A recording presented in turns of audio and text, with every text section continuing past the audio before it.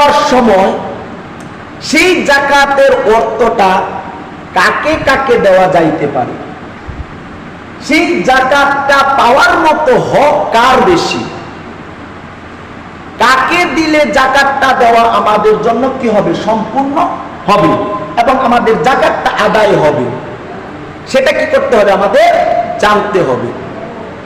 এখন যদি আমি এমন একজন লোককে যাকাতের টাকা প্রদান করি, যেই লোক কিনা তার উপরে যাকাত ফরজ, সেই লোকের উপরও যদি আমি সেই লোককে যদি আমি যাকাত প্রদান করি, তাহলে কি আমার যাকাত দেওয়া হবে?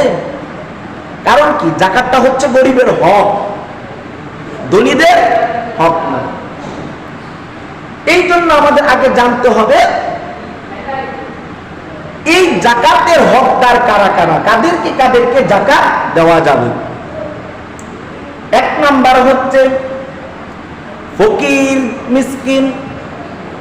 ফকির মিসকিন যারা গরিব, ফকির মিসকিন গরিব যারা, তারা যাকাত পাবে। ফকির মিসকিন এবং গরিবদেরকে যাকাত দিতে পারবেন। দুই নাম্বার হচ্ছে এমন মিসকিন, এমন গরিব যার নিজেদের খাবারের জোগাড় করার মতো ক্ষমতা নাই, সেই রকম লোকদেরকে যাকাত দেওয়া যাবে। তিন নাম্বার হচ্ছে সাহাবারা দাস দাসী মুক্ত করার ব্যাপারে যাকাতের টাকা পয়সা প্রদান করত, খরচ করত।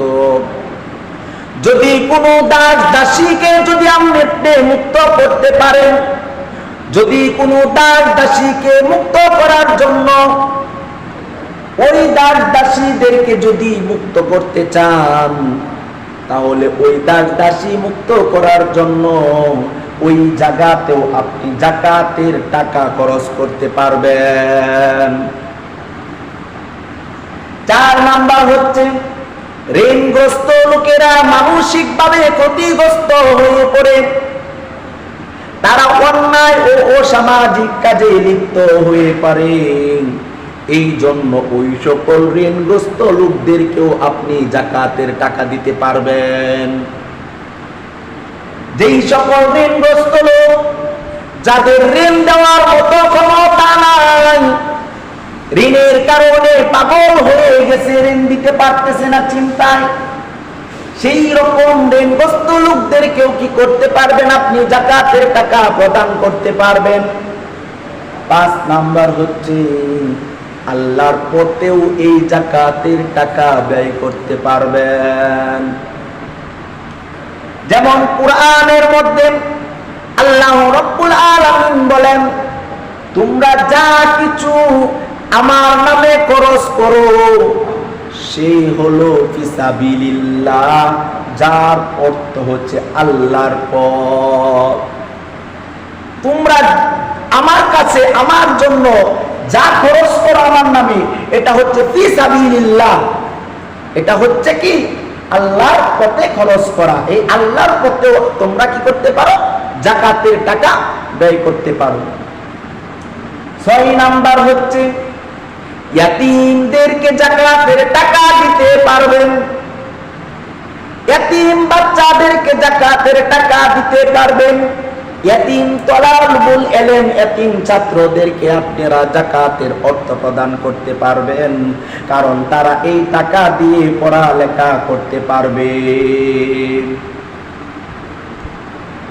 আল্লাহ রাব্বুল আলামিন মহাগ্রন্থ পবিত্র কুরআনের মধ্যে বলেছেন, তোমরা যাকাত আদায় করো। বারবার এই কথাটা বলেছেন, ওয়া আকিমুস সালাতা ওয়া আতুজ যাকাত। বারবার কোরআনের মধ্যে এই কথাটা বলেছেন, ওয়া আকিমুস সালাতা ওয়া আতুজ যাকাত। তোমরা নামাজ কায়েম করো, যাকাত আদায় করো। তোমরা নামাজ কায়েম করো, যাকাত আদায় করো। এই কথাটা মহান আল্লাহ রাব্বুল আলামিন মহাগ্রন্থ পবিত্র আল কোরআনের মধ্যে কি করেছেন, বারবার উল্লেখ করেছেন। এই সকল লোক ব্যতীত আর কারো জাকাতের টাকা দেওয়া, কাউকে জাকাতের টাকা দেওয়া জায়েজ নাই। যেমন নিজের ভাই বোন, মা বাবা, দাদা দাদি, নানা নানি, ছেলে মেয়ে, নাতি পুতি, এদেরকে কি করা যায় না, জাকাত দেওয়া জায়েজ নাই।